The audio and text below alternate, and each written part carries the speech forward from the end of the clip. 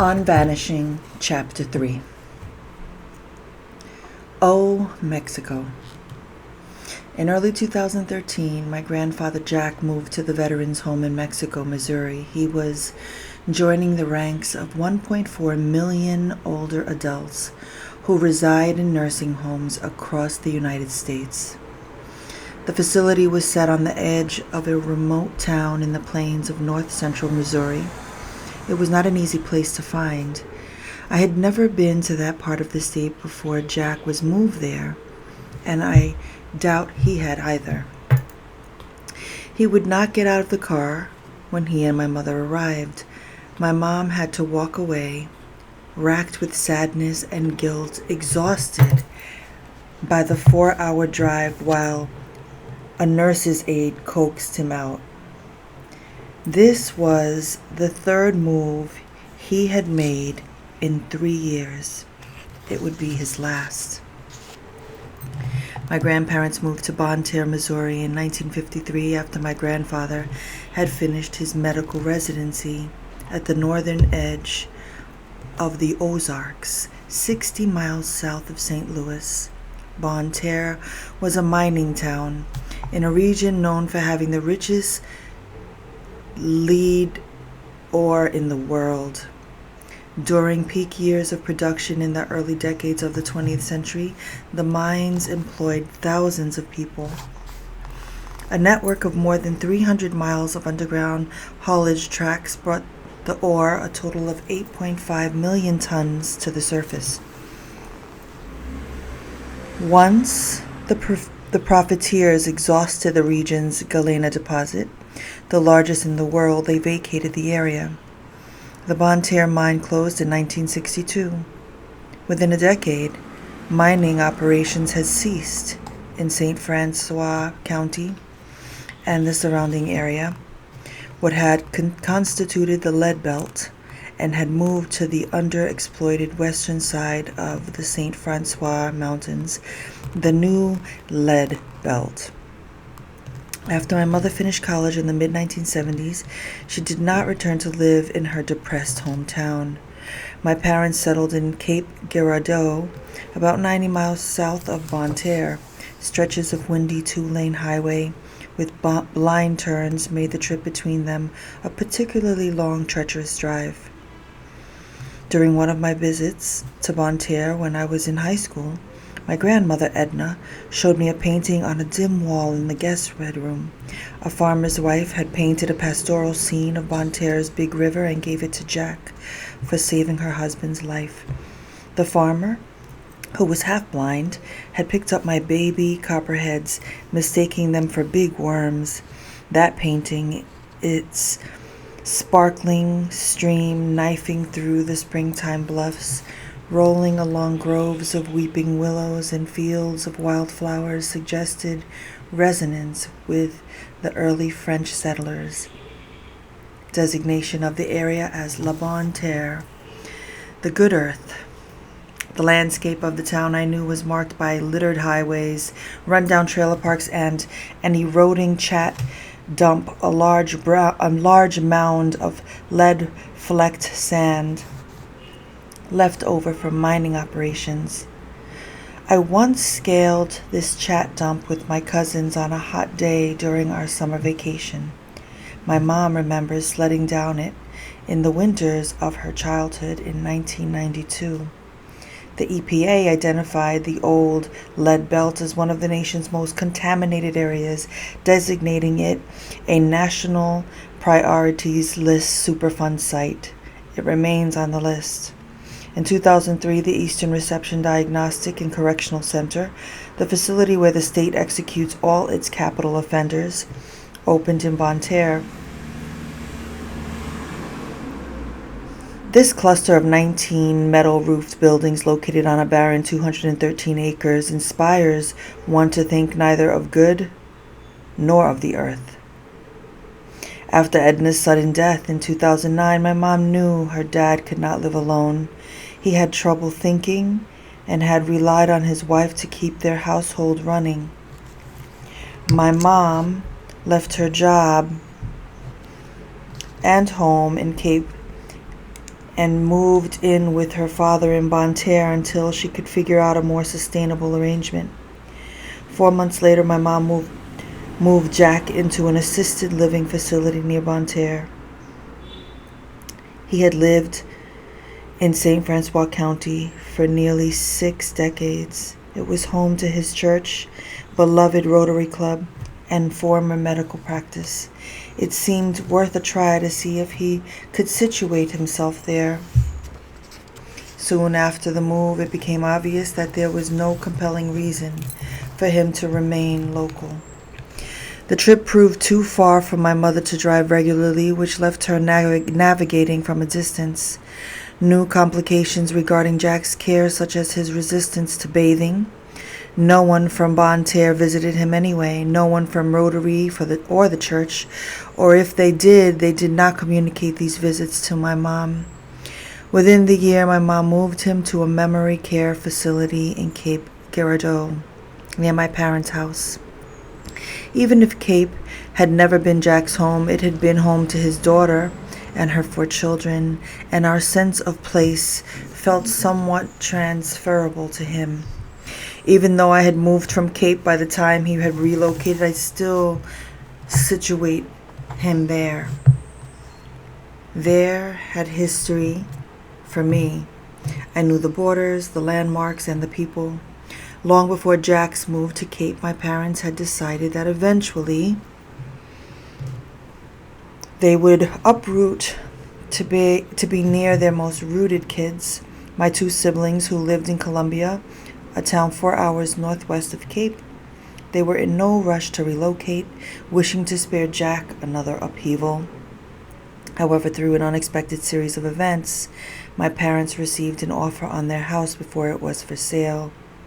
With the housing market still tenuous after 2008, they accepted the offer. 2 years after settling in Cape, Jack would need to be moved again. Jack's new home was not to be in Columbia, however. He was moved 40 miles northeast of Columbia into the Missouri Veterans Home in Mexico. He was a proud World War II veteran, and the facility was known for providing good, affordable care, and Jack liked nothing more than a good deal. A bed had just become available. These factors outweighed the fact that Mexico was a place distant from and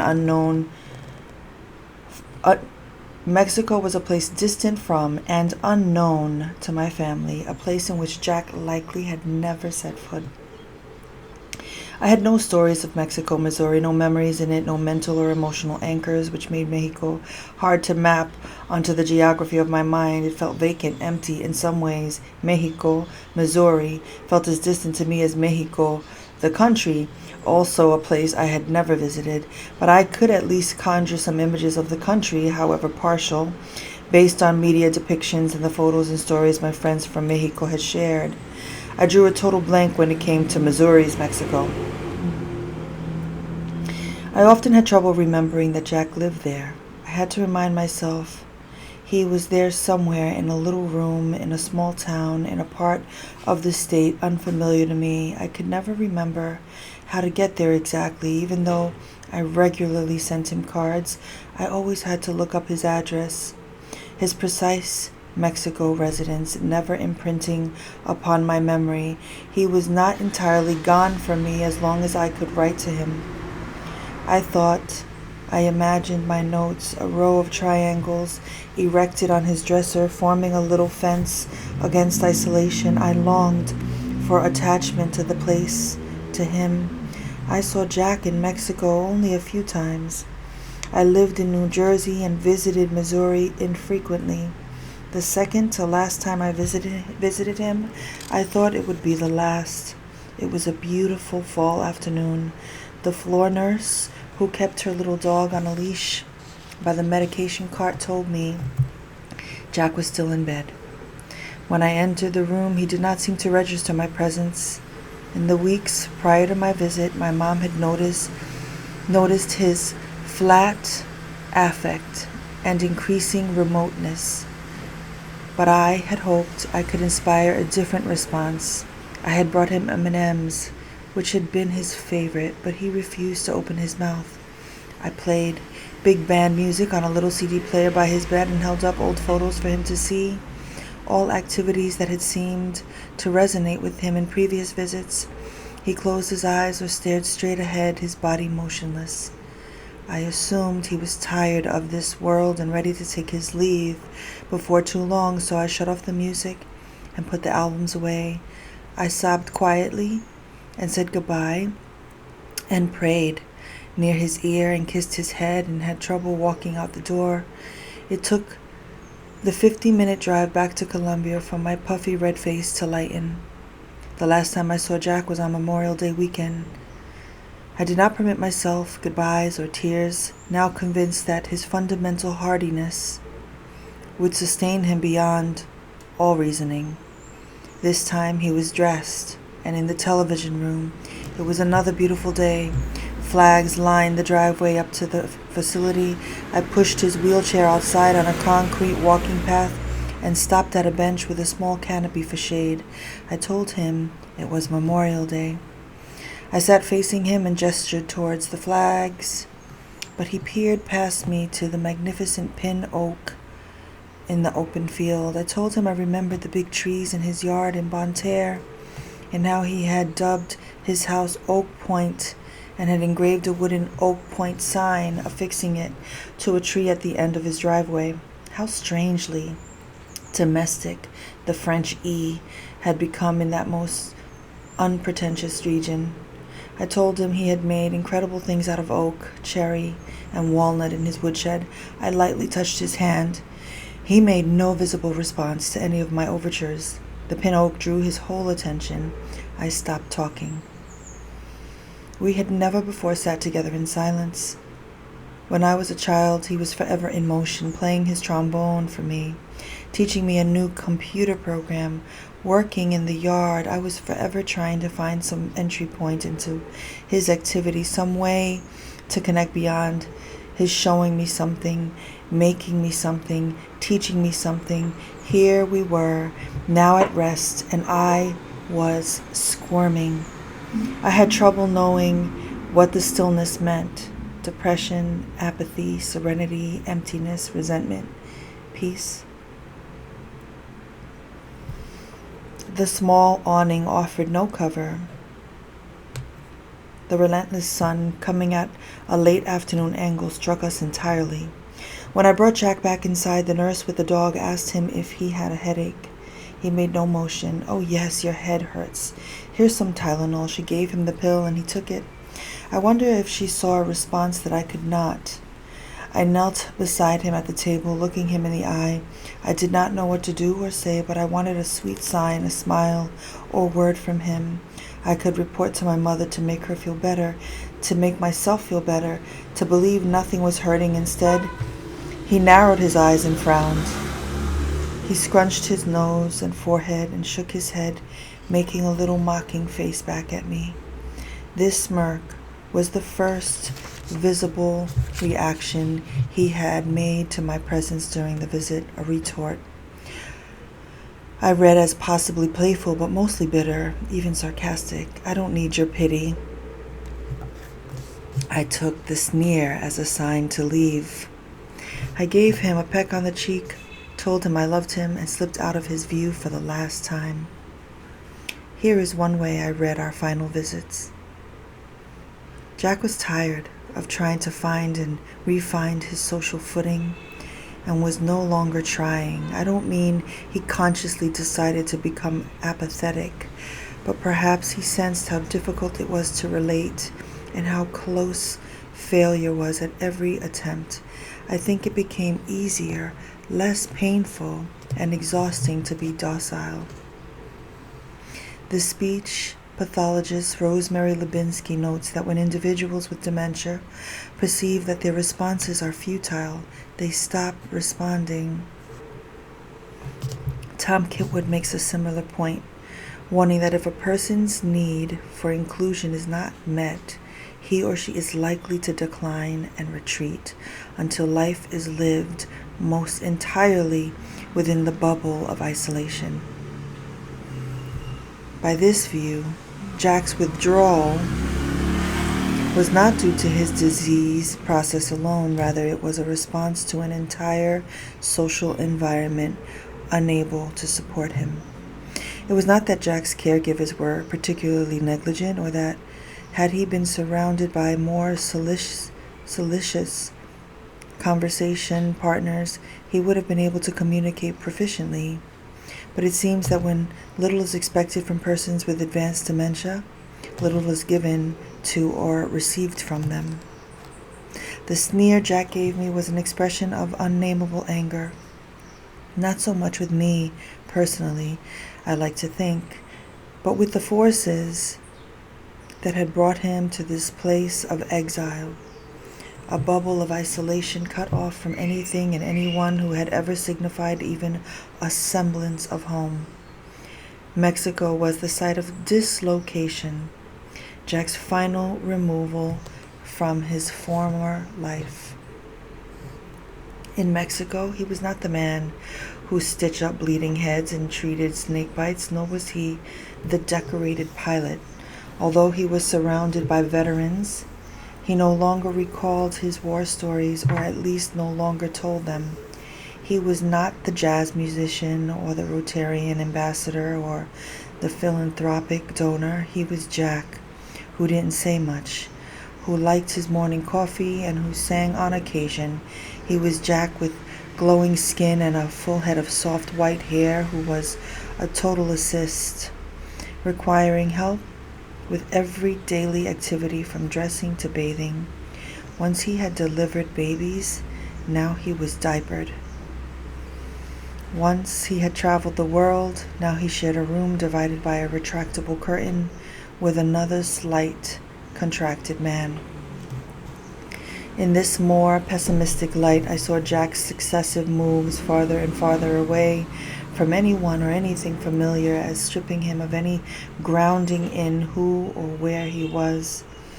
The insidious extraction of his life unfolded in sequence. His own home, 57 years, assisted living near his hometown, 9 months, assisted living near his daughter's home, 2 years, a nursing home in unknown Mexico, 2 years.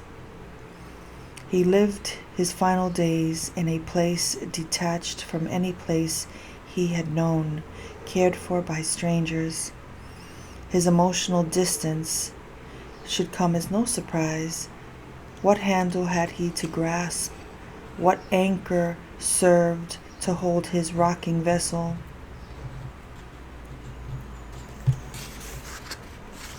Each move was not intended to do any harm. Inertia simply took over.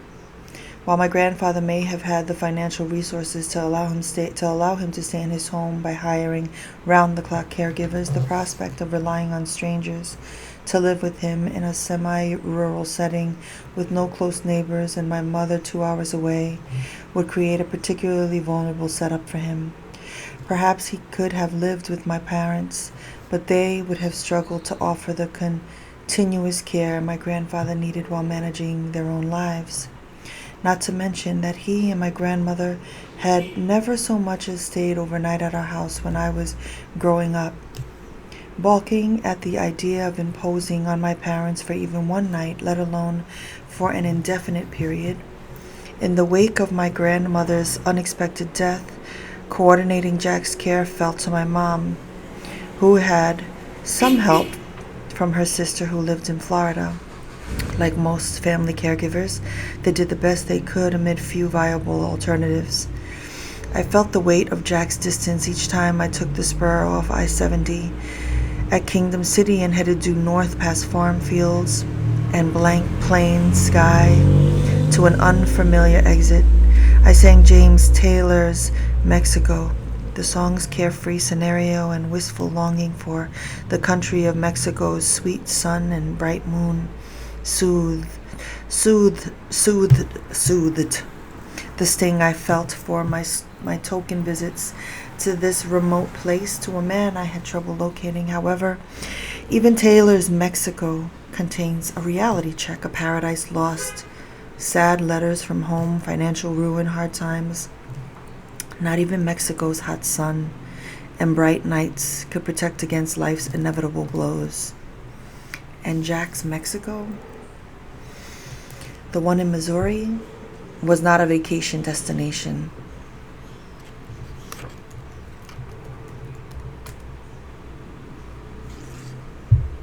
A make everything all right utopia. Mexico for him spelled separation. Oh, Mexico, I sang in full voice. Windows down, my face toward the horizon's vanishing point. I guess I'll have to go now. Jack's story, while personal for me, is not particularly unique. An old person, frail of mind or body or both, lives out his final years in a nursing institution under the watch of paid staff segregated from the wider community, given that nearly 1.5 million people in the United States lived in nursing homes. Institutionalization of elders is not a private, isolated phenomenon. There are nearly 16,000 nursing homes and another 30,000 assisted living facilities in America. Senior housing is big business. Long-term nursing care costs $6,844 per month on average for a semi-private room. An average assisted living apartment costs $3,628 per month. Medicare covers neither. According to the CDC, 50.4% of residents in nursing homes have a diagnosis of Alzheimer's or some other form of dementia. As the ratio of adults under 65 to adults over 65 continues to drop, staffing these facilities will become increasingly difficult. Mexico is not Jack's problem or my family's problem alone. It is a public problem. As I reflected on my grandfather's moves, as well as those endured by the residents I came to know in the gardens, I began to question this arrangement, one that makes it so hard for so many old people to remain situated in their neighborhoods and communities, requiring them to exchange the rhythms of home for the regimentation of clinical care. At times, the ubiquity of elder care facilities can seem to me to be emblematic of malignant social psychology, a form of banishment and exclusion, physical or emotional. Banishment in the context of care homes is often interpreted in narrow ways, disallowing a person to participate in a group activity or placing a person in her room without access to others. At this micro level, I have no reason to believe Jack suffered banishment at the veterans' home. However, from the vantage point of the larger movements of his life and the lives of others like him, I can't help but see the marks of banishment. In Jack's case, he was sent away from his home of 57 years. He was sent away from the region he knew.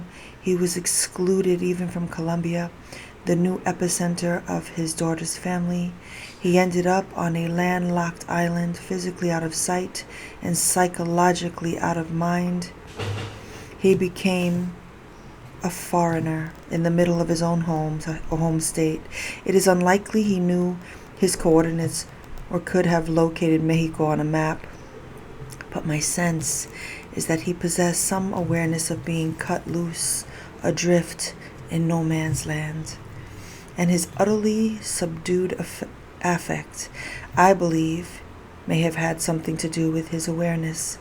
It is not that all nursing institutions are abysmal, or that nothing of value can or does go on within them.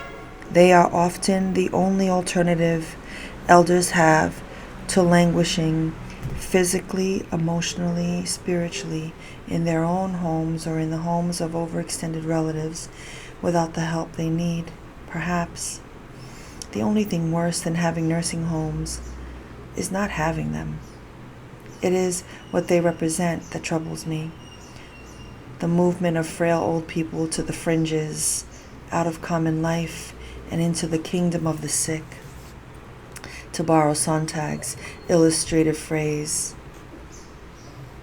they represent the readily available, readily agreed upon societal solution to elder care, which involves relocation, more accurately, dislocation.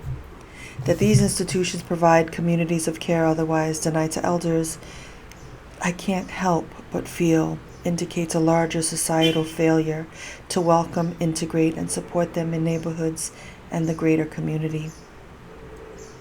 Like the insane asylums of the 19th century, might the presence of separate homes for elders in the United States reflect the prejudices of a dominant culture, a culture that finds institutionalization a viable remedy to the problems represented by certain populations? The geriatrician Bill Thomas, a self-proclaimed nursing home abolitionist, contends that traditional nursing homes represent the declinist view of aging. That is, the notion widely held in our society that elder people are broken human beings who are less than they used to be,